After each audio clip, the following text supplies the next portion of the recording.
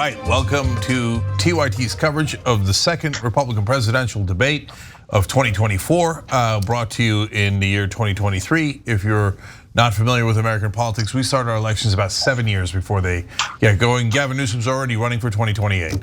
All right, so Cenk Uygur, Anna Kasparian, and Senator Nina Turner with you guys. Nina, great to see you. Good to be here. All right, so Anna and I, of course, left over from the Young Turks earlier today and ready to carry this on. We're also going to tell you a little bit about Donald Trump's town hall speech in front of union workers and former union workers in Michigan. We'll get to that a little bit later. So first, let's summarize what happened in the Republican presidential debate.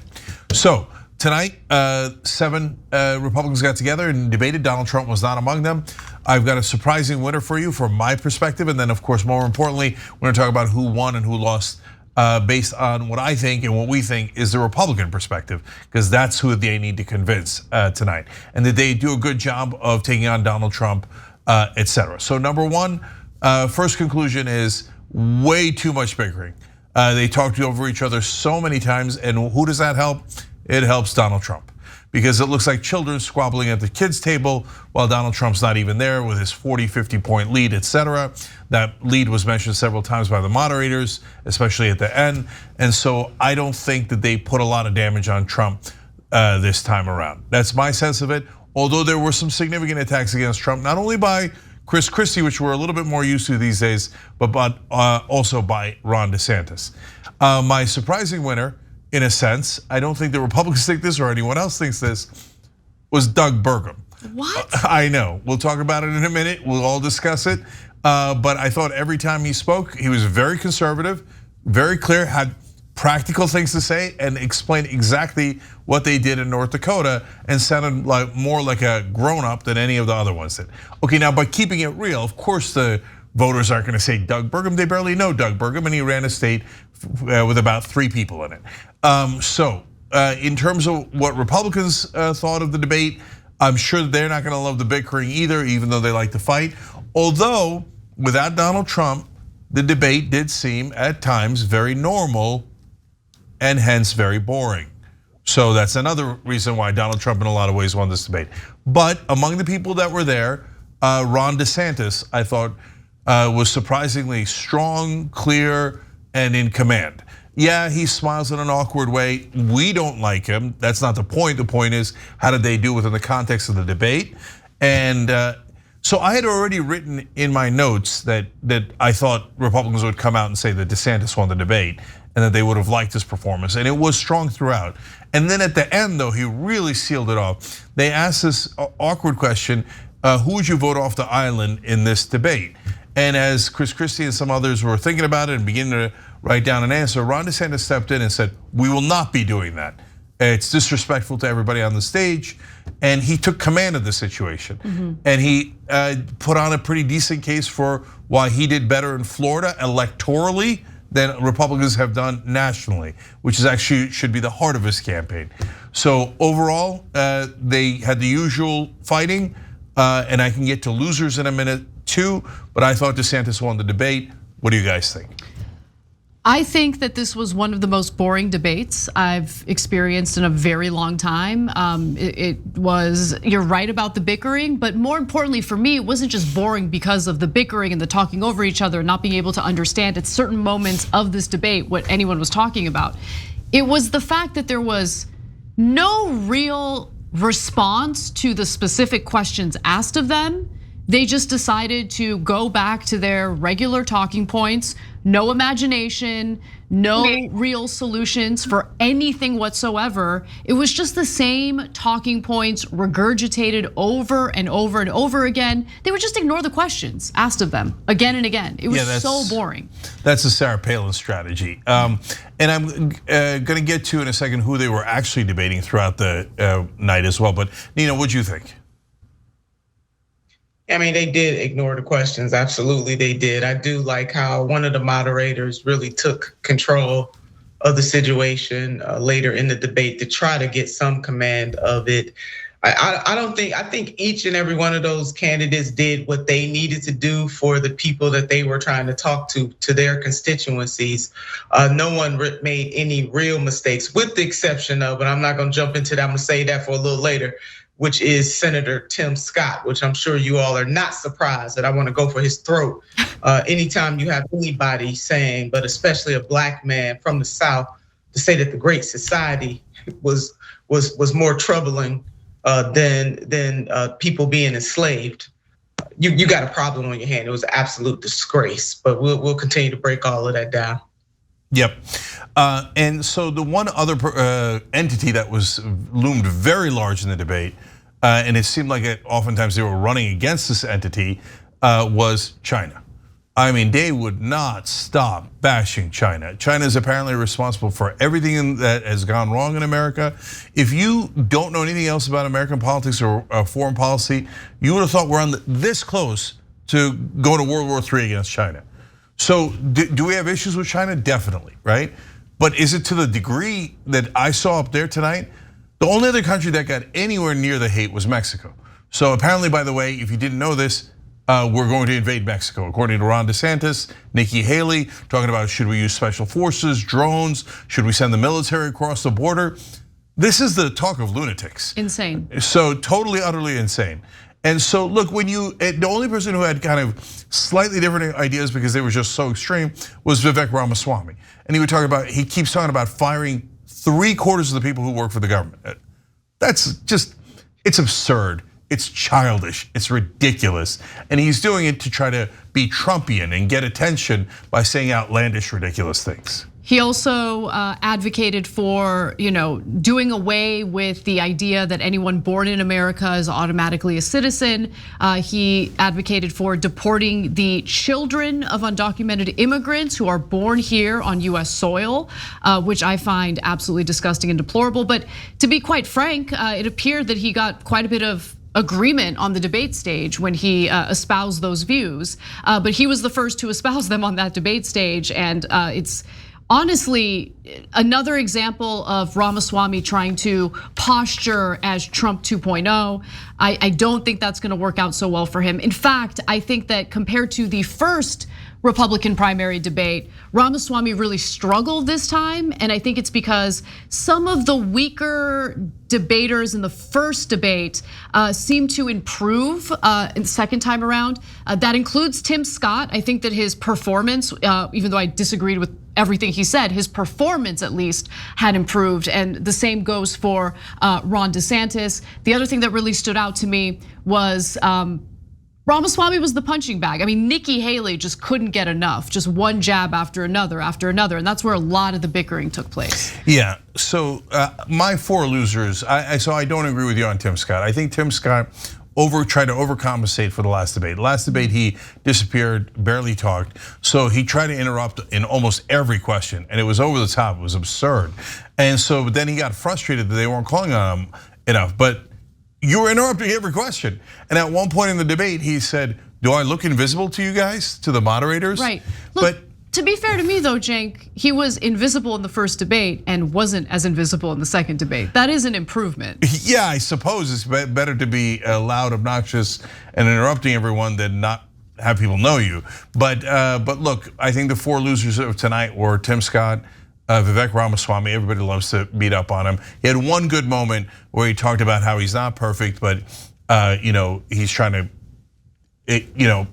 bring a business mindset and etc. It was a nice moment. It was a little bit human, which is rare for him because he normally seems like a Ben Shapiro wind-up doll.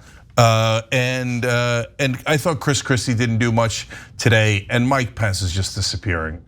He's so boring every time he talks. He never says anything interesting. So I thought those guys clearly lost. So that leaves. I disagree. Yeah. Oh, that's interesting. I disagree on Christie. Now Christie didn't attack Trump as much as he did the first time around, but I think the attacks that he did put out there landed. He used the line Donald ducks in regard to Donald Trump being too afraid. Of course he got booed. I mean, we're talking about the Republican voter base that is still incredibly loyal to Donald Trump. So if we're grading them based on the reaction from the Republicans in the crowd, then sure, I guess he did poorly. But then you would have to have the same standards for the first debate where they also booed him the entire No, you're right. I'm not basing it on the booze. I just thought he wasn't as strong as the first time around. Nina? That Donald Duck line was lame as hell. Yes, I agree. It was. I mean, he was.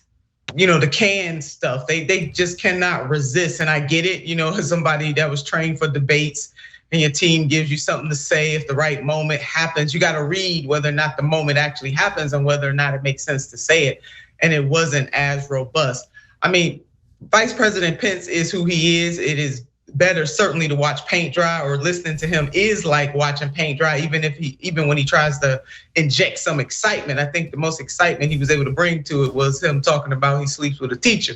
I mean, that for him was a lot. Very naughty. For him to be able to something, absolutely. Never seen him so naughty. So that was quite something. And as far as Vivek is concerned, somebody sat him down and said, stop being as obnoxious as you were during the first debate. And he's not really good at that. Yes, Cenk, I agree. He tried to have a human moment, but he is exactly who he is.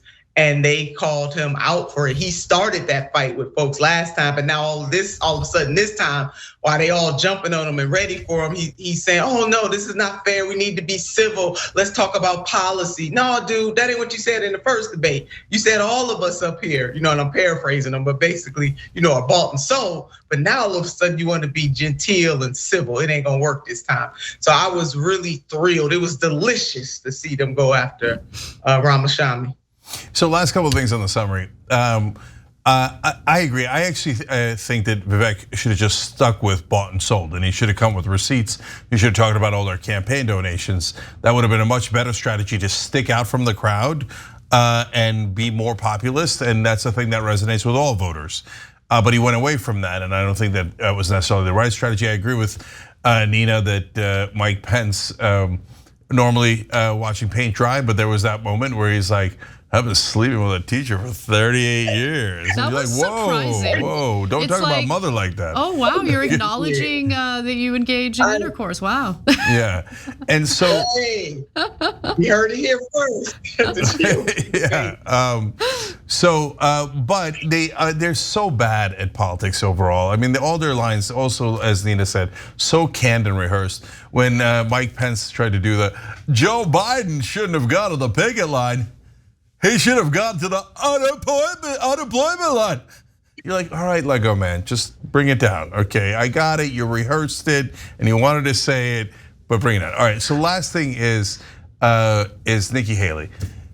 Maybe I underestimated her a little bit. Okay, I eliminated her on day one because she would do those interviews where she had those weird wide open eyes and didn't want to criticize Trump, and she looked like a deer in the headlights. But in these debates, she's been kind of strong. I think the reason she goes so hard after Vivek is one, because it's easy, and two, because they're both South Asian, and I think he gets under her skin, and it's like, no. The rest of them I have to respect to some degree. That's the vice president, that's the governor, etc. You remind me of my annoying cousin. Okay, and I'm gonna get you, right? And so when she does attack Vivek, though, she does look pretty strong. Well, look, there might be some of that, but what I noticed is nothing ruffled her feathers more as a war hawk than Vivek Ramaswamy wanting to pull out of Ukraine, stop offering military support to Ukraine, and essentially push for, he says a peace deal, but like what would that really look like? So yeah, I mean, she doesn't like that. She thinks that's a terrible idea. And that was when she got super fiery. That's when the knives came out. And so I don't trust Vivek Ramaswamy's foreign policy. I think what he's outlined in regard to what he would do with the Russian invasion invasion into Ukraine is naive to say the least, and the type of persuasion he thinks that he can have over Vladimir Putin is naive to say the least. However, at the same time, do not get it twisted. Nikki Haley has never seen a war that she has not been supportive of. So the idea of pushing for peace really upsets her and very likely her donors. Okay, so that's the summary of the debate, but we've got wonderful clips for you guys, fun clips. So I actually want to start with clip number 10. So this is the bickering. So throughout the debate, you saw moments like this. We'll break down how it played out afterwards. This is important. This is very important for our party. This is very important for our party, and I'm going to say you've gone and you've helped China make medicines in China, not America.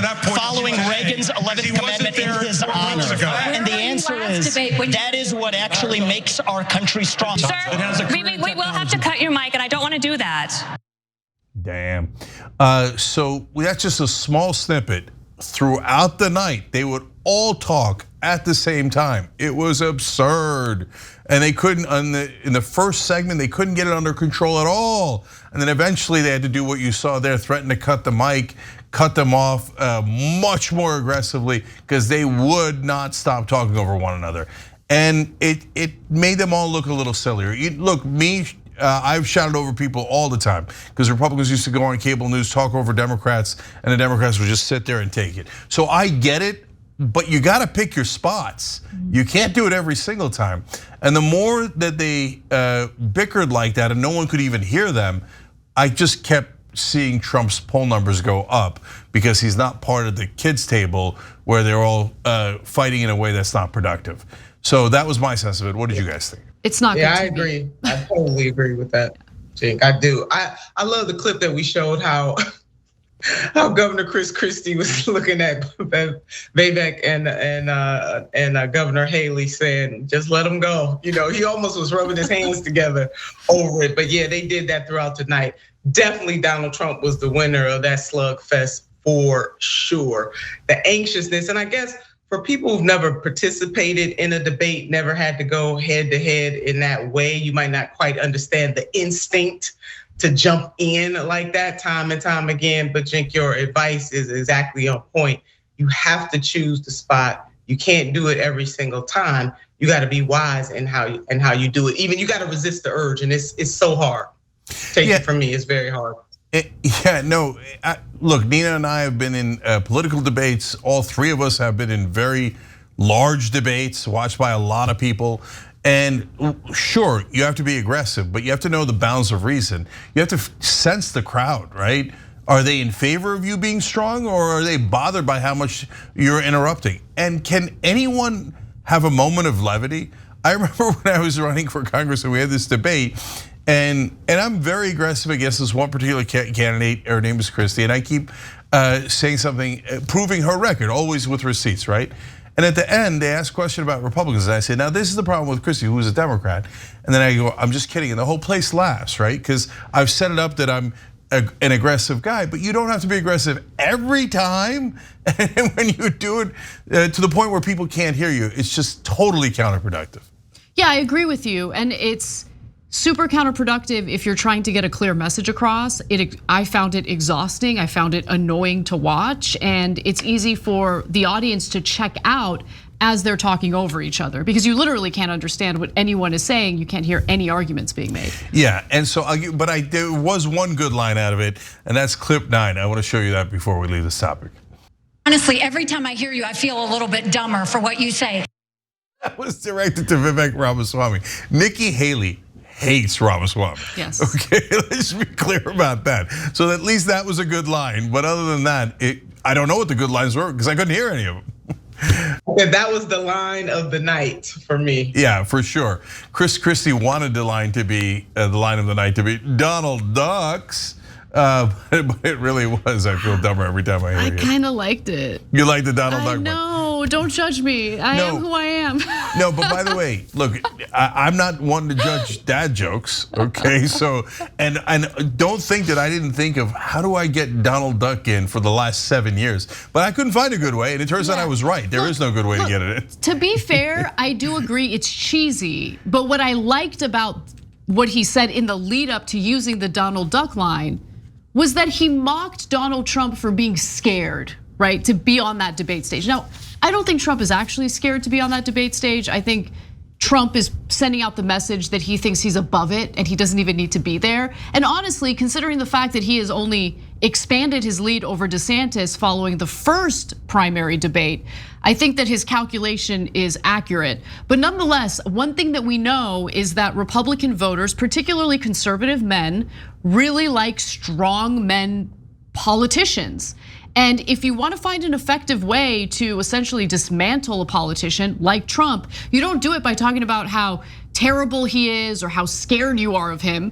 You dismantle his manlyhood essentially, and you mock his strength or his lack of strength. So I like the line of attack, and then he wrapped it up with the Donald Ducks. And I guess maybe since I like the argument, it biased me in favor of Donald Ducks. But I'll take it. I liked it. But you're not alone. I mean, it trended on Twitter and it got headlines, and that was the whole point of it. And by the way, if you're like, okay, yeah, they do cheesy lines that don't work, but if you're not planning some sort of point or line that is gonna get in the news, you're not planning on winning the debate, because the debate is won afterwards. So you have the original people who watch the debate, and then you have all the media coverage, which reaches about 10 times the size of people. So you've got to land points that resonate and that people talk about. So at least Christie gave that a shot. Which then leads me to the next topic. So this time around, Christie and Ron DeSantis took serious shots at Donald Trump. And I thought that they landed because they picked the right topic, which was the deficit. So I want to go to clip 3 here. This is Christie going after Trump for the first time of anyone on the stage, which is not surprising because Christie has been the most aggressive against Trump. Let's watch that first. And Donald Trump hides behind the walls of his golf clubs and won't show up here to answer questions like all the rest of us are up here to answer. He put $7 trillion on the debt. He should be in this room to answer those questions for the people you talk about who are suffering. And if the government closes, it's the blame. It is to the blame of everyone in Washington, D.C. who has failed to do their job and just plays to the grandstand. So he mentions $7 trillion that Donald Trump put on the deficit and the debt, and that is true. And funny enough, Christie constantly makes points that I wish Joe Biden would make. I don't like. Has Joe Biden ever said that? Not to my recollection. He never makes any of these points. But that's not overly surprising. What Ron DeSantis did, I was a little bit surprised by. That's because he's down a lot. He's got to make up some ground. And it's not ground against Vivek Ramaswamy, it's ground against Donald Trump. So here's what he said. And you know who else is missing in action? Donald Trump is missing in action. He should be on this stage tonight. He owes it to you to defend his record where they added $7.8 trillion to the debt. That set the stage for the inflation that we have now. I can tell you this, as governor of Florida, we cut taxes, we ran surpluses, we've paid down over 25% of our state debt, and I vetoed wasteful spending when it came to my desk. And as your president, when they send me a bloating spending bill that's gonna cause your prices to go up, I'm gonna take out this veto pen and I'm gonna send it right back to them.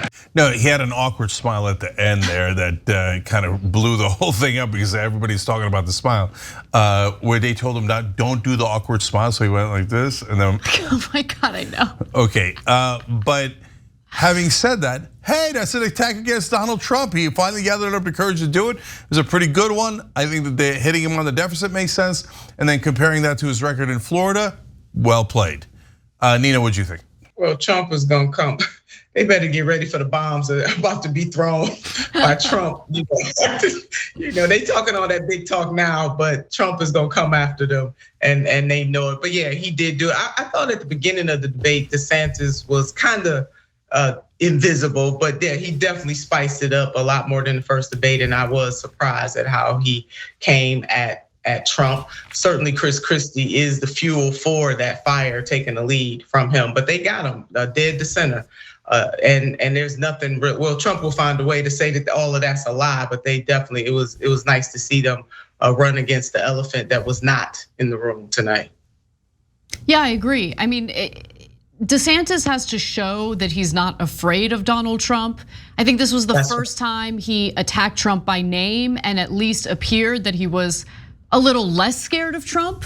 I gotta be honest, like he still looks terrified to some extent, right?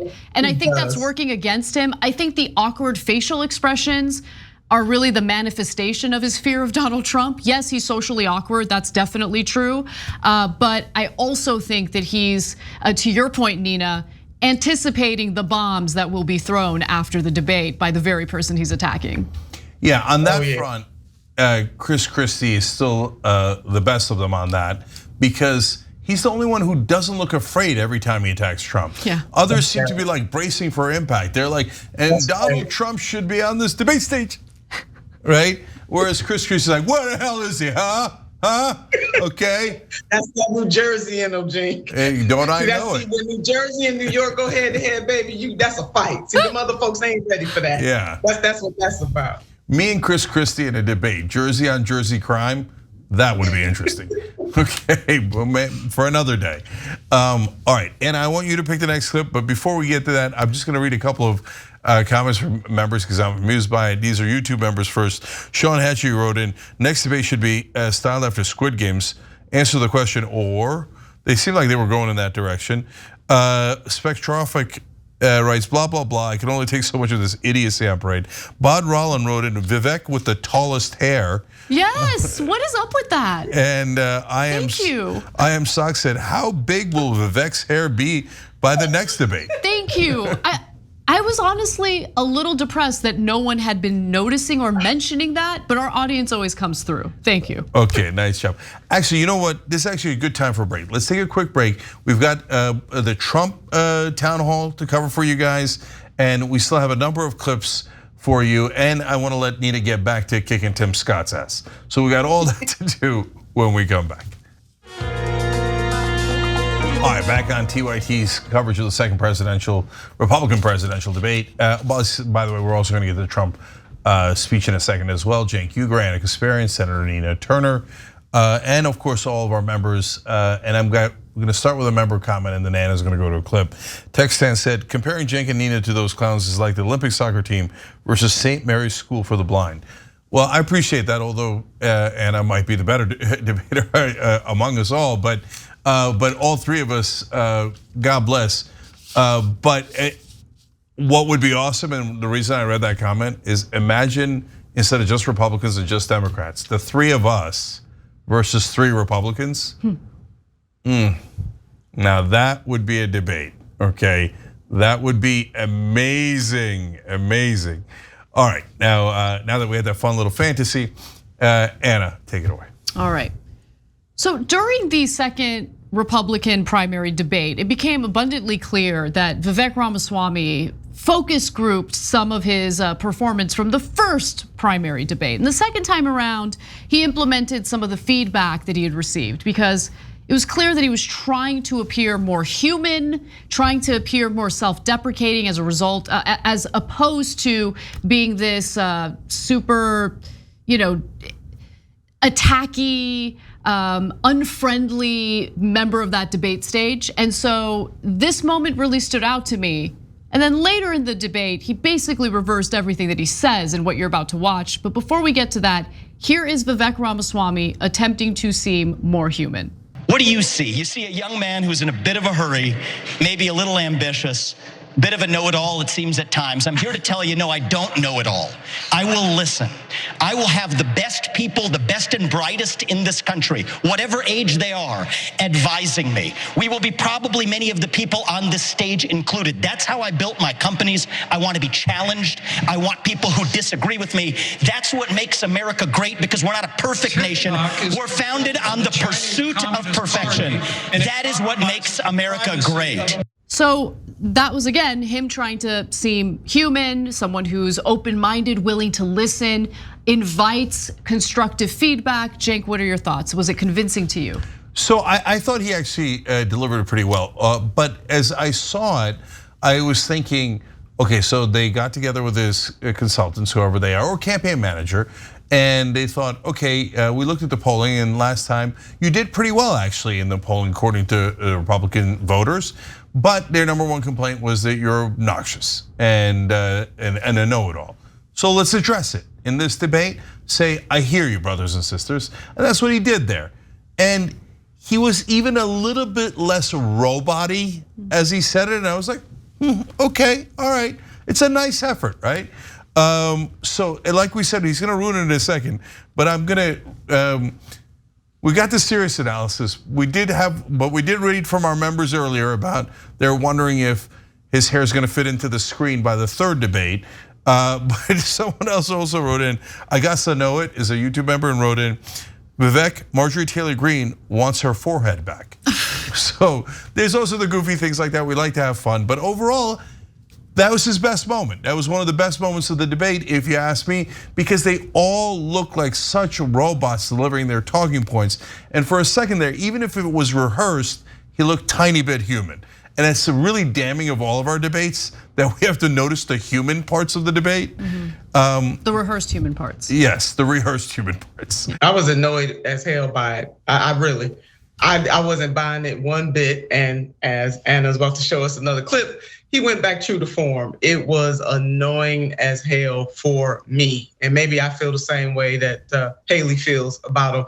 And did you guys notice when we're talking about hair and foreheads, but Ramaswamy and Haley's, they matched a little bit. I don't know if they planned that or not. They had on the same tie. His tie matched her suit. So I just want to throw that in. I did not notice the color coordination. Yeah, look at that color coordination when we play another clip. And Republicans not known for caring about color too much, but okay. Yeah. I can't wait to talk about that. Just briefly, unrelated to Nikki and Ramaswamy, I have to say, Mike Pence looked like he was genuinely ill and needed to be in bed resting. I mean, in the very least, like layer on the makeup and get some Visine for the guy. He looked like a mess. Just, it was bad. That's interesting you said that. Yeah. Look, guys, we're just mainly kidding around about their looks. It doesn't matter. Policy matters, substance matters. Okay, but I did notice that Pence looked, I thought, older in this debate than I've ever seen him. So maybe he's just tired, but it does, those visual things do matter to the voters, fortunately or unfortunately. I think it's unfortunate, but we saw that in the Kennedy-Nixon debate and how much they mattered. Okay, now to the part where Vivek ruined it. They're talking about immigration, and he has an interesting thought on birthright citizenship. Let's watch. I favor ending birthright citizenship for the kids of illegal immigrants in this country. Now, the left will howl about the Constitution and the 14th Amendment. The difference between me and them is I've actually read the 14th Amendment. What it says is that all persons born or naturalized in the United States and subject to the laws and jurisdiction thereof are citizens. Well, if the kid of a Mexican diplomat doesn't enjoy birthright citizenship, then neither does the kid of an illegal migrant who broke the law to come here. That actually doesn't make any sense at all. Like, what, subject to the laws of the United States, but they're subject to the laws here and they were born here. He just says words as if they are logically connected when they are not logically connected. Instead, what he's saying is let's destroy the idea of America and not allow any people that were born here to be Americans no matter where they're from. Instead, since I already immigrated and I'm already in, let's burn the bridge after me. Yeah, I mean, like the, pro-children, anti-abortion right wing wants to essentially do away with certain children who were literally born here. Where would they go? If they're not considered citizens of the United States, even after being born in the United States, which country are they citizens of? It doesn't matter. Like, he hasn't thought that through because he doesn't have to think it through. All it is he's sending a signal to the, according to polls, 40% of the Republican voter base who unfortunately have subscribed to this pretty vicious ideology. Doing away with birthright citizenship is incredibly cruel to the children who are born in this country. The idea that you should punish them because their parents they don't have documented status here in the United States is just pretty sick to me. It doesn't solve anything. Anyone who thinks that doing that would solve any problem in the United States has been unfortunately misled, and it's just an incredibly unfair policy to espouse on that debate stage, knowing full well that he doesn't actually believe it, he doesn't actually plan on fighting for it or thinking it through. It's just a way of sending a signal to, the most hateful portion of this country that somehow thinks being more hateful to certain people is gonna make their lives better. It's not going to. And where do you draw the line? My parents were documented immigrants, came perfectly legally, but they were not yet US citizens when my sister was born. So, okay, are we taking birthright citizenship away from her? And again, then which country does she go back to? Because she was never in any other country than America. It doesn't make any sense at all, Nina. Amen. I mean, you and Anna said everything that I would have said about this, so that's it. And they have it's just red meat for their base, is continuing to paint certain people as the other, and they get the thrill of their lives by spewing such nonsense. It is absolutely ridiculous. And the fact that the United States has been involved in disrupting and destroying other countries with some of our policies, making it not safe and not good for people to be able to be in their own home countries. How are we gonna deal with that kind of stuff too? The disruption that we have caused. The disruption that has happened around the globe at our hands. What are we gonna do about that as a nation? There are push and pull factors as to why people move from one country to another. So no, they have no clue, no plan, but as you all said, all they gotta do is throw that out and people just gobble it up, unfortunately. And yeah, let's keep it real. It's because that 40% of Republican voters think, I don't want the country to change. I don't want it to look different than it did when I was growing up. I liked it when I was growing up. And so when these people come, they look different than me, and maybe they have a little bit different culture, maybe they have a different language, different customs, and I don't like it. So if that means ending basically the concept of America that we all love and grew up with, I'd rather end that than have the country look different than me. So it's unfortunate, but since Vivek is trying to appeal to that end of the Republican base, the fact that he's an immigrant, instead of creating empathy for other immigrants, makes him say, oh, I have the credibility to be able to attack other immigrants. But that's kind of the Republican mindset, and it's unfortunate. Okay, I wanted to go to one more clip here, at least from the debate. So they began the debate talking about the striking workers in Michigan, Ohio, and other places at the car companies. And it's a debate where you're trying to get voters and appeal to the average American. The average American is a worker and works for a living and works hard for a living. But what's interesting is that hardly any of them seem to have any sympathy for the workers. They all start talking about how the workers were at fault. So we have one example of that. It's Nikki Haley's clip 1. Let's go to that. I think we need to look at exactly what happened. Biden showed up on that picket line, but why are those workers actually there? It's because of all of the spending that he has pushed through in the economy that's raised the inflation. So when you look at the fact that we are paying higher gas prices, higher grocery prices, $7,000 more a year for families, what we need to do is I came out with an economic plan, eliminate the gas and diesel tax so that they have more money in their pocket. So if we showed you all of it, we showed you the first third of the debate where Tim Scott, Mike Pence, all like, oh, the poor corporations. Totally. Oh my God, these workers demanding more money.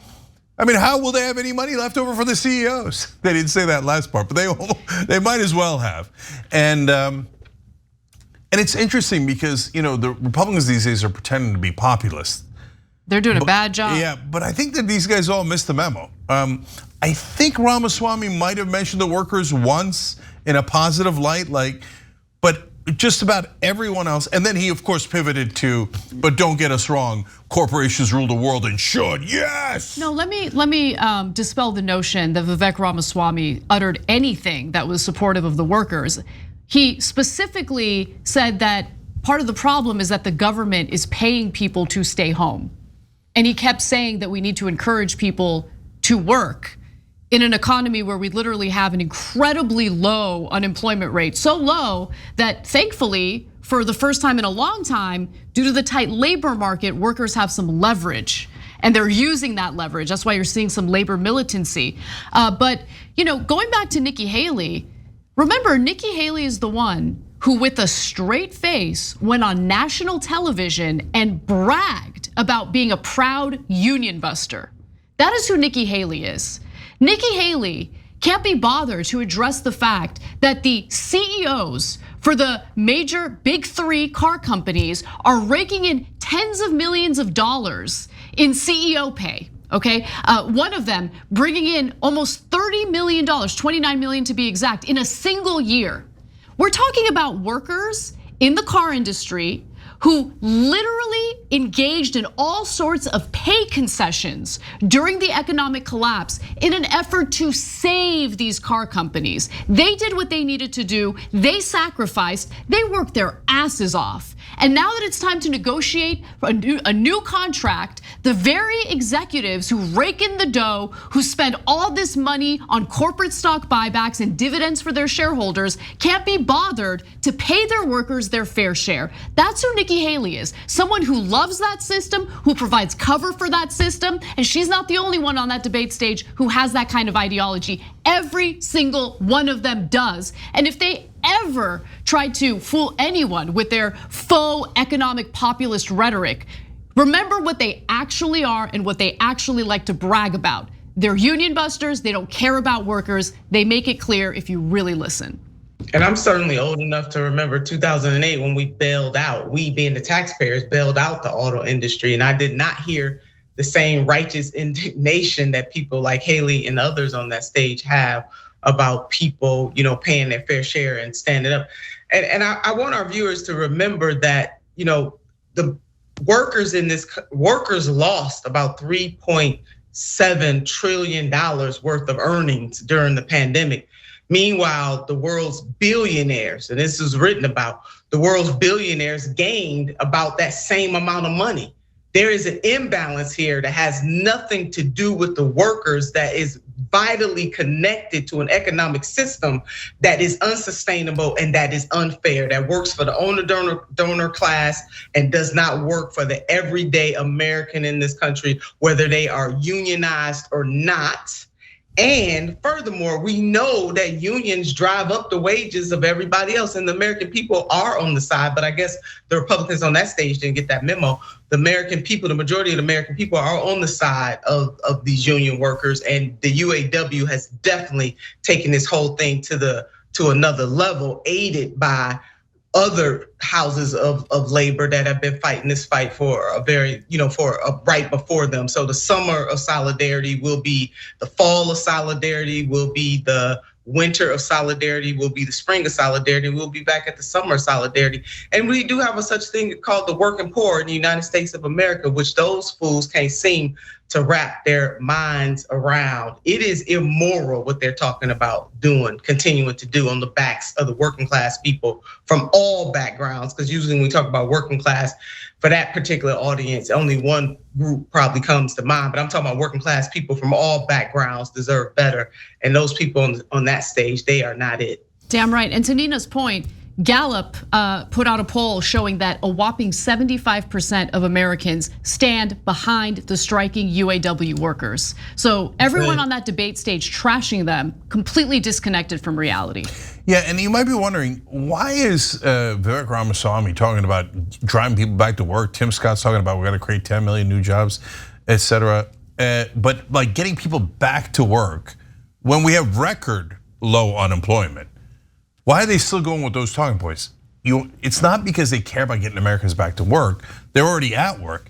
It's because of two things. One is they have this image that working poor in America are lazy, they're bums.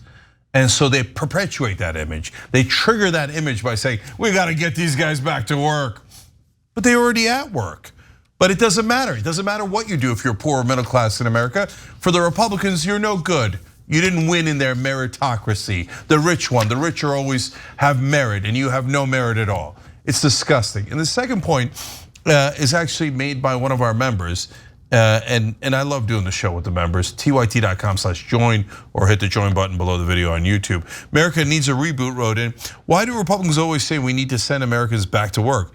but never mention how the conditions for the American workers need to change. It's infuriating. Ding, ding, ding, ding. They don't want to talk about higher wages because they all represent corporate rule. Almost all of them have tons of corporate donors. That's why they say, oh, we got to employ people and get them back to work. They're lazy, right? But they don't talk about what kind of work and how much it pays, because they don't want higher wages. They want lower wages so that those corporations have lower costs. That's why you see the talking points that you see on there. Because if you weren't funded by corporate donors, you'd never say this stuff. Because yeah, sure, there might be a couple people in the country that are viciously against the American workers, but they wouldn't all be on the same stage at the same time.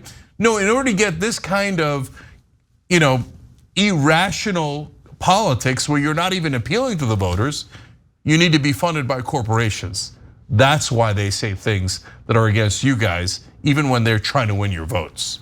I was gonna say true that, and just to add to something, Cenk, is not only are workers back to work, I mean, when have they not been working? People are working their fingers to the bones and they still can't make ends meet.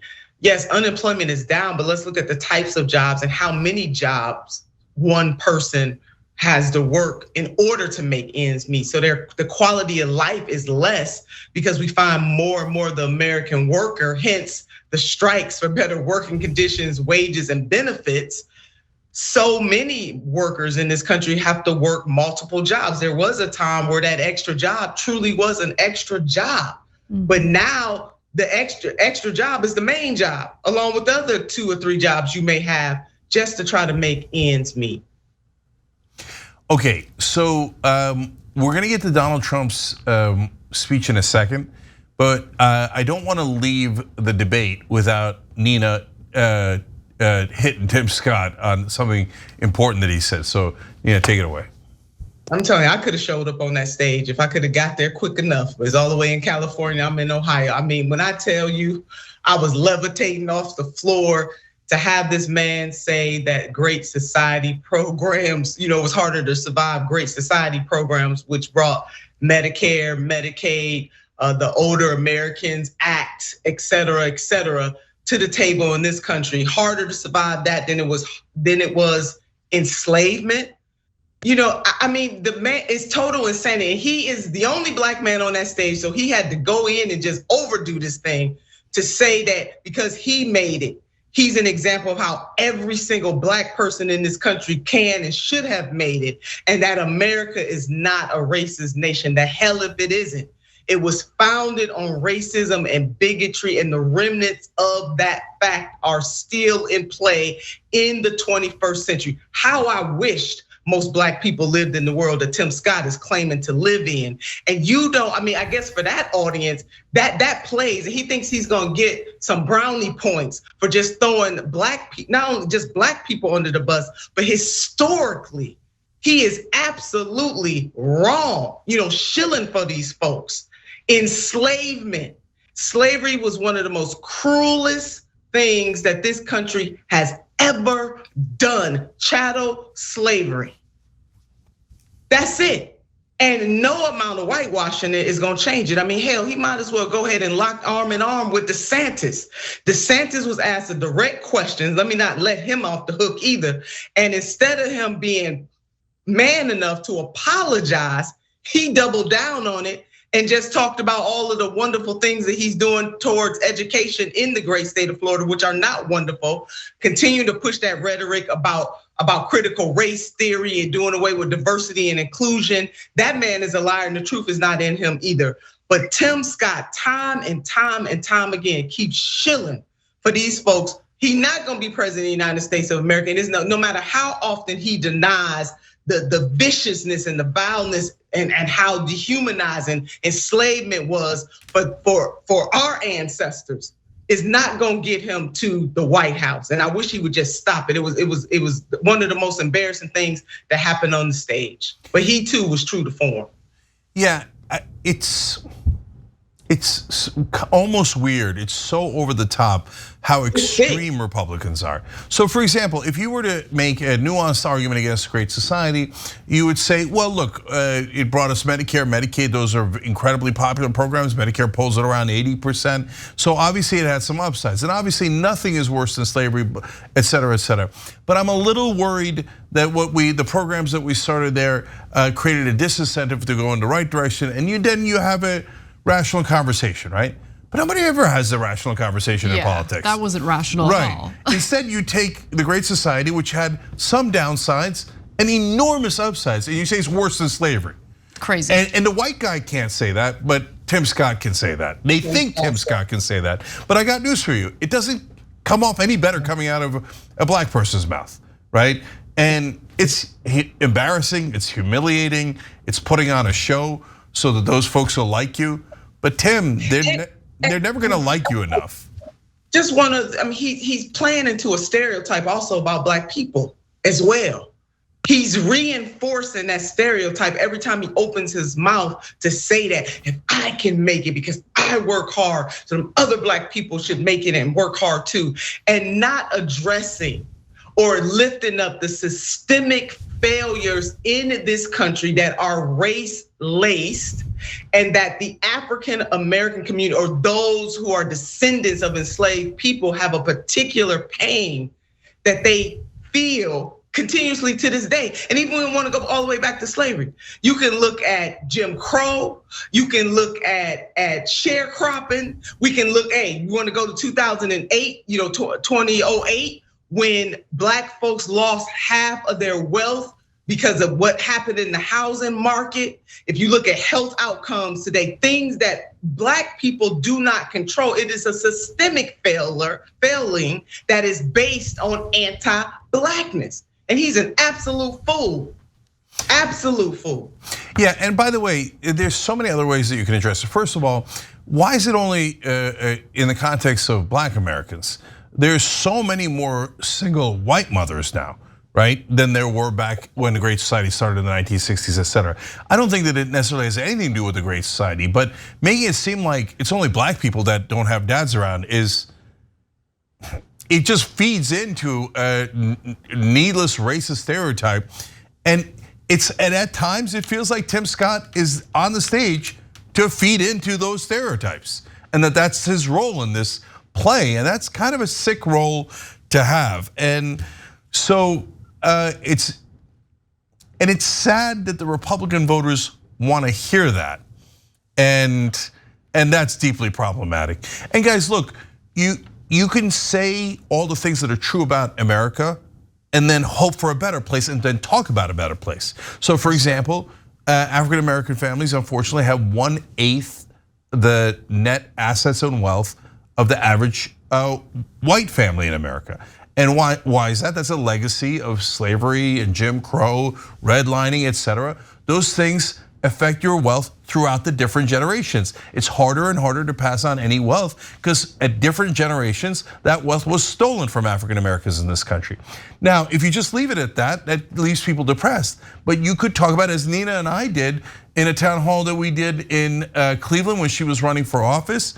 We talked about small businesses and how we can improve that situation, how we can increase wealth of African Americans.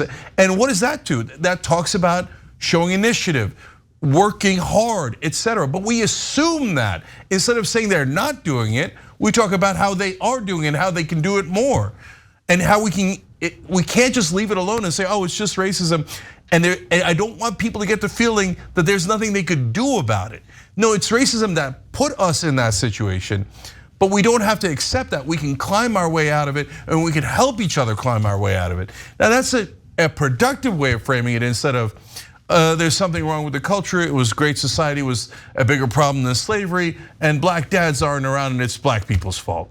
Well, if you're gonna do that, then don't bother showing up. And Tim, if you convince, I say it like I know him, but Senator Scott, if you convince people that black people are the problem, you're gonna have trouble getting their votes when you're black. I don't know if that ever occurred to you. Okay, so guys, we gotta take another break here. When we come back, the Trump speech, what madness did he talk about? He always has, he's gonna say something 2, 3, 4 things that are crazy. One is particularly crazy tonight. We'll do that when we return. All right, back on the Young Turks coverage of the second Republican presidential debate. Cenk Uygur, Senator Nina Turner, Anna Kasparian with you guys. Anna's got analysis of the Trump speech next. Yes. So Donald Trump went to speak before non-unionized workers at Drake Enterprises, which is again a non-unionized auto parts manufacturer located in Northeast Detroit in Clinton Township, Michigan to be exact. Now, this was billed as being the opportunity to share his so-called vision for the revival of economic nationalism and our automobile manufacturing lifeline.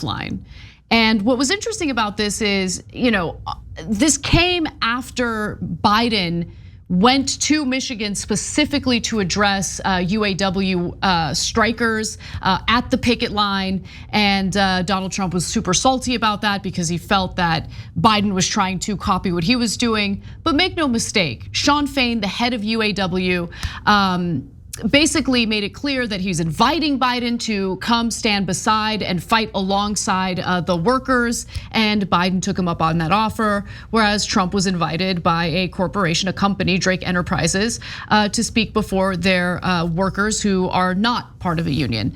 Now, what was really clear in his speech was that he kept repeating the threat of climate change policy, and in particular, the threat of electric vehicles on the auto industry.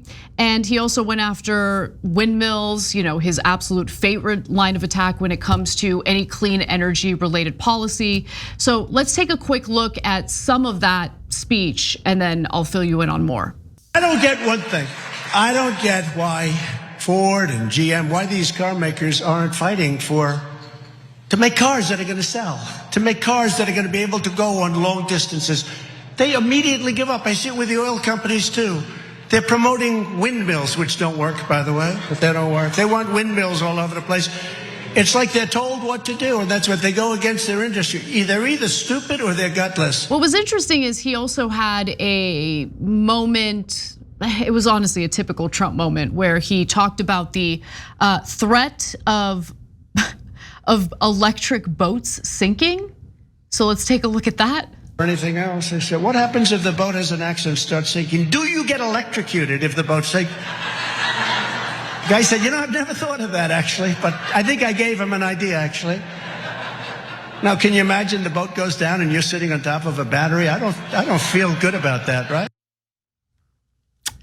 So I'm gonna go ahead and ask you all for comment on that one.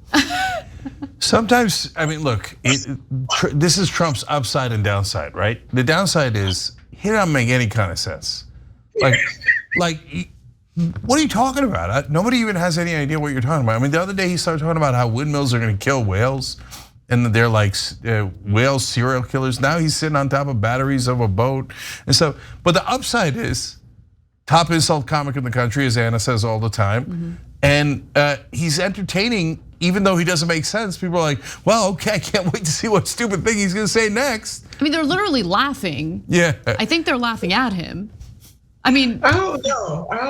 And my comment is my laugh. Listen, I can't, the man made no sense whatsoever, but it was awfully entertaining. It really was. I can't, really. Yeah, and look, there's one thing that Trump, it's not that Trump figured it out, he just naturally is a guy who speaks off the cuff. He doesn't want anybody telling him what to say. He doesn't like the prompters. He's an entertainer. Yeah, he hams it up. He loves it. This is the one area where he does shine. Yeah. Yeah. And in modern day politics, we're in the attention business. This ain't the Lincoln Douglas debates, okay? I don't know if you noticed, right? So whoever can entertain people more has a giant advantage. And look, entertainment doesn't mean you make sense. And I've said this since all the way back in the Clinton years. The skill of getting elected is very different than the skill of governing. And that's a giant problem for democracy overall. So, this guy got elected as president once, he's leading now, and he says things that make no sense at all. He's like, The stealth fighter, amazing, can't see it with the naked eye. Not true, you can't see it with the naked eye. He says things in such weird ways, Norway. Why are you saying that? Puerto Rico. Like why? Why are you saying those things? But people are weirdly entertained by it, I mean, right? I'm entertained by it. I get it, no, I get it. But maybe he should still be a reality show host, and that's where his entertainment value makes sense. No, I mean, look, if the guy wants to make buku bucks, quit politics, tour the country, maybe even the world as an insult comic, people will come and people will pay a lot of money to see him. And guess what? I'd feel a lot less terrible laughing at how hilarious he is, knowing that he has no impact on policy in the United States of America. You get what I'm saying? Of course. But look, the thing that's incredibly frustrating is that he's also, whether you want to accept it or not, aware of the frustrations that American workers are facing. So during that same speech, he was quoted as saying, my pledge to everyone is that a vote for President Trump means the future of the automobile will be made in America. It will be fueled by American energy, sourced by American suppliers. It will be sculpted from American aluminum and steel, and it will be built by highly skilled American hands and high wage American labor. Now, does he actually mean any of that? Of course not. We've already seen what his leadership looks like. Clearly, he is not in favor of the unionized workers. When he was asked to comment on the auto workers strike, he immediately pivoted to, I don't understand why the union leadership doesn't support me. They should support me. Me. And that was another component of the speech tonight. Me.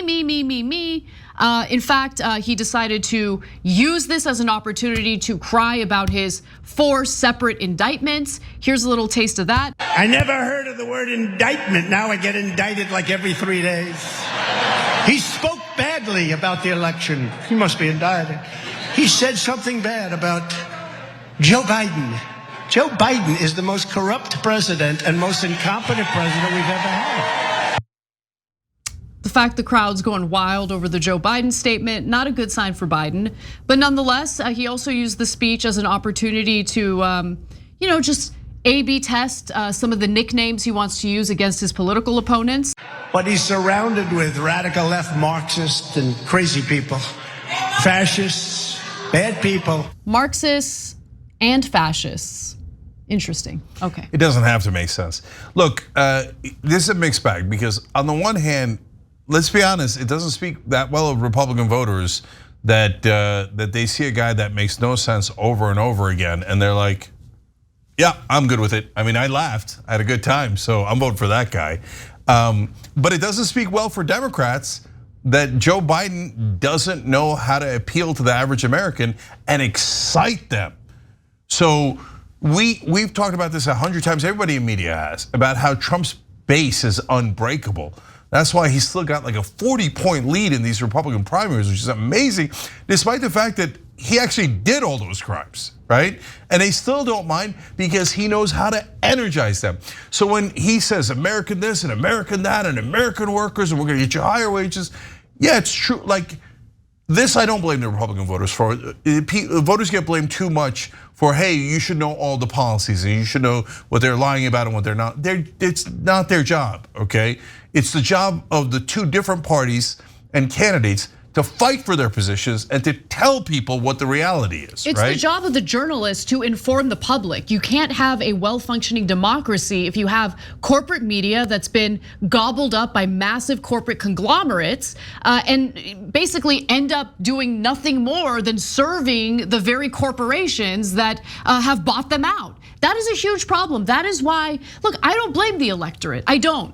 Okay, they're misinformed or they're malinformed because they're not getting the information. Watch any cable news show any time of the day and it's dribble. It's nothing but nonsense. Yes, and so even if you watch MSNBC or CNN, do you know that Donald Trump said that we shouldn't even have a minimum wage because maybe we should pay workers less than the federal minimum wage, which is $7.25.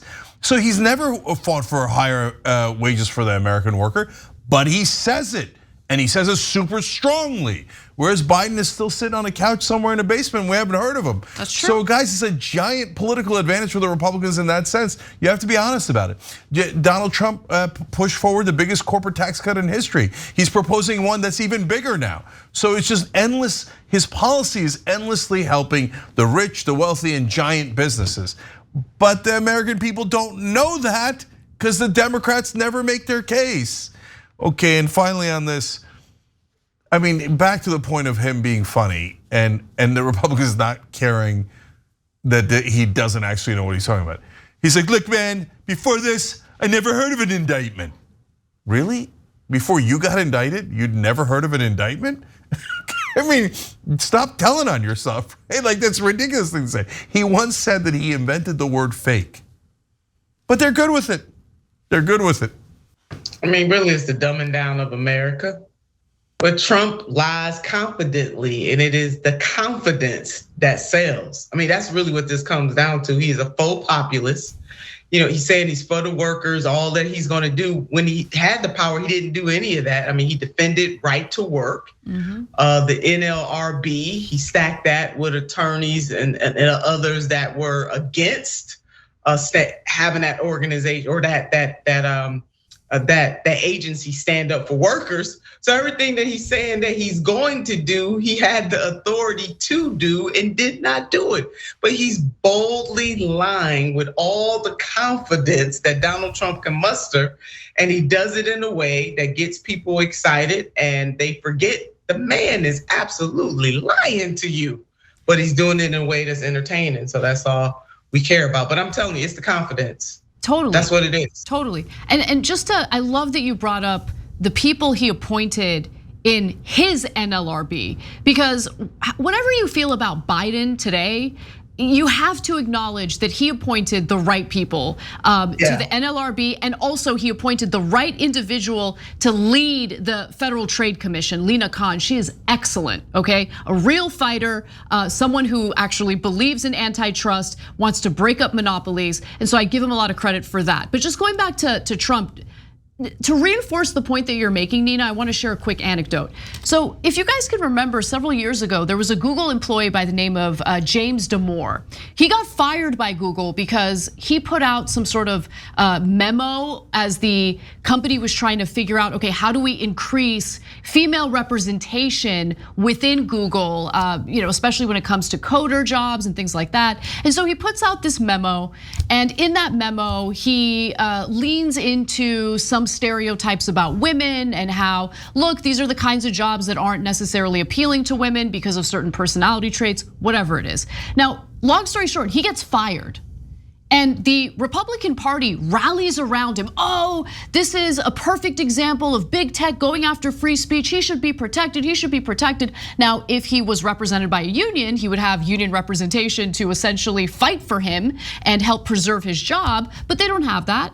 And so he decided to take that case up to the National Labor Relations Board, the same National Labor Relations Board that was appointed by Donald Trump. And you want to know what they did to James Damore? They gave him the middle finger and told him to get lost. That's what labor protections looked like under the Trump administration. So whenever he is espousing the faux populism, whenever he's leaning into that rhetoric, remind him of who he really is and how he actually feels about workers. Because at the end of the day, all these Republicans, including Donald Trump, just work for corporations. That's all. But you would need a Democrat to point that out so that could be a national debate. But God forbid they do that. Which leads me to one more comment from a member on Twitch. TYT Skittlebutt Dragon Rasp wrote in, is he talking about American oil that the big oil companies extract from our soil and sell to other countries? That's right, he is. So that's a great point. And there's so many ways for a Democratic candidate, including Joe Biden, to win the election fairly easily, but they never take them. So one way would be, and this would blow Joe Biden's mind, but in reality, this is what Sarah Palin did in Alaska. It's actually the most socialist thing that any governor in America has done, and it got her to an 80% popularity rating.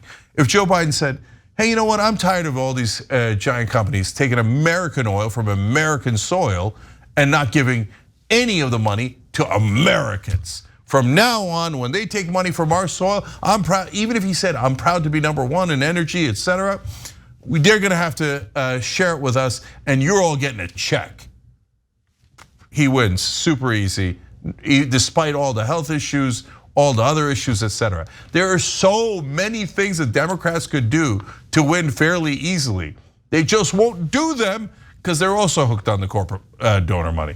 Less so than the Republicans, but far too much.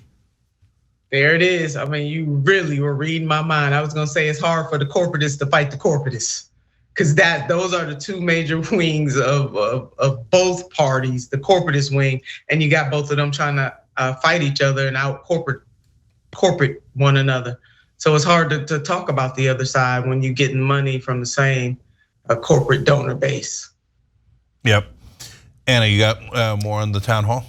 I mean, that was the gist of it. There's one more video we can get to, and basically, I want to just note, Donald Trump didn't really spend much time during this address or this speech attacking other Republicans running against him in the primary. It was very clear that he already sees himself in the general election, and I don't blame him for thinking that way, considering the giant lead he has over the second in the polling, which is Ron DeSantis. But he did mention Ron DeSantis about 30 minutes into a very lengthy speech. Now, he also decided to talk about his VP pick and made it clear that no one on that stage would be his VP pick. Let's watch.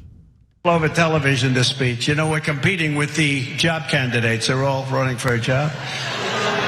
No, they're all job candidates. They want to be in the, they'll do anything. Secretary of something. They even say VP. I don't know. Does anybody see any VP in the group? I don't think so. No, that's right. Can you imagine? They don't have a. Damn, that was actually pretty good. Well, so, that's another one you got to give to Trump. So he's not wrong. A lot of people running for president aren't really running for president. They're running for a cabinet post. Tim Scott, Nikki Haley. So Nikki Haley's a little bit running for president. Tim Scott's not even running for president. Vivek Ramaswamy, definitely, right? Yes. And so he's running for fame. He's running for recognition. He's running for a cabinet position, maybe vice president. Now, other candidates never say that. Oh, these other guys are running for these positions. When Trump blurts out the truth, people love that, right? Yeah. And I said he was going to win after the second presidential debate I saw, kind of right about now, right? Back in 2025, 2015, before the 2016 election that he won. And why did I say that? Because he got up on the debate stage and he said, all these guys are bought. Yeah. And he's like, you know who bought them? I bought them. I gave them all this money and then they worked for me. Everybody's like, yeah, that sounds totally true. And number one, people hate money in politics. Number two, they hate corruption. Number three, they know the rest of them are phonies and they are bought. And they know that guys like Trump, businessmen, buy them. So as soon as people heard that, that's it, it was over, right? And of course, the establishment never sees that because they love the corruption, they love the phony politicians. So when they see Trump saying things like that, they're like, oh, how rude. Nobody cares that it's rude. American people like that it's honest. Mm-hmm. And then he dismisses them because, so that's the, I think internally he's super weak and insecure, but he represents as strong. Yep. He's got this character that he plays that's very strong, and then he dismisses them and he's like, yeah, I don't think so. I don't think any of them are VP material, right?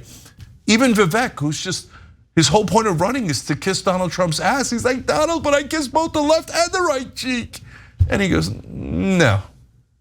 And Republican voters love that. It reminds me of this cartoon when I was a kid. It was it was two dogs. One was like a big beefy dog and one was like a little yapper. Just kind of trying to impress the big dog all the time, running around it. That's Vivek Ramaswamy with Donald Trump. Yeah. Right, just desperately wanting his approval, avoiding any critique or criticism of Donald Trump at any and all costs. And it's sad to see it. Because the one thing that Trump, I will say, did a great job in was dispelling the notion that Republican politicians are strong men. They're not. He easily dismantled every single one of them because he knows the corruption. He engaged in the corruption. Now, he was the one who was giving the bribes rather than taking the bribes. But using that against them was smart politics. And for all of his flaws and all of his not so smart moments, let's just put it that way, he at least has his finger on the pulse when it comes to what is an appealing message to American voters, certainly on the right wing. And so he's slimy in a lot of different ways, but he's not in the traditional politician way. Right. So for example, Vivek Ramaswamy in the first debate said they're all bought and paid for. He probably copied that from the big dog whose ass he was trying to sniff, Totally, right? totally. But when you come to the second debate, his pollsters told him that he sounded too obnoxious. So all of a sudden he walks it back and he's, I want to be respectful of everybody out here. No, you double down, you don't walk it back. So they're trying to copy Trump, but they're like a poor copy of him. And so that's why he's in such great shape in the Republican primary. I'm just waiting for one person, whether it's a Republican or a Democrat, to be able to punch this guy and have it land, and to fight him with strength. And so I definitely have not seen that from the Democrats. You're not gonna see it. You are not going to see it because they think kid gloves works. Right. And it does not. We are in the fight of our lives. The difference between neoliberalism and neo-fascism. Neo-fascism kills you quick. Neoliberalism kills you slow. And Democrats are playing games, taking this thing for granted. Yes. The American people have been very clear in poll after poll. They don't want to see a rematch of the two front runners, but yet here we are. On the Democratic side, they don't want it to be Biden, yet here we are. Yep. And the Democrats are just acting as though, those peasant voters, they don't understand all that's been done for them. They don't get it. They're crying out saying this is not the way. And what's gonna happen is that because Trump's voters are much more excited and much more loyal, like he has a real base. He was not a default president in the same way that Biden really is a default president. So he doesn't have the same strong base behind him. I don't think that anti-Trumpness is gonna work in the same way that it worked in 2020. It is not going to work again in 2024. And unless Democrats change course and take the kid gloves off and expose the Republicans for what they really are, we're gonna have a repeat of 2016. But as we have said tonight, and we constantly say on TYT often, they're gonna have a hard time exposing because they all are feeding, at least the corporatist wing of the Democratic Party and the corporatist wing of the Republican Party, which seems to be the entire Republican Party. They're feeding from the same trough. So it is hard to call the other side out. Okay, so I'm gonna read one member comment here because it's gonna relate to what we're gonna talk about next. Joseph Nato Empire wrote in, Nina would be an excellent president. So that is true, of course.